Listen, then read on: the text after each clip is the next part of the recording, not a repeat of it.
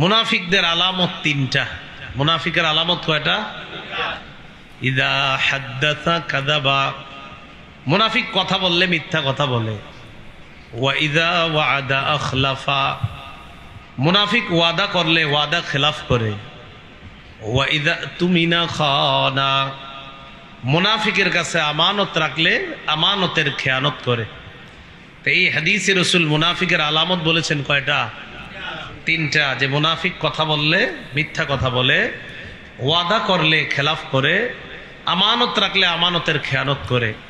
অন্য হাদিসে আরেকটা বলছে ওয়া ইযা খাসামা ফাজারা, মুনাফিক কারোর সাথে যখন ঝগড়া করে তখন ওই ঝগড়ার মধ্যে অশ্লীল কথাবার্তা বলে।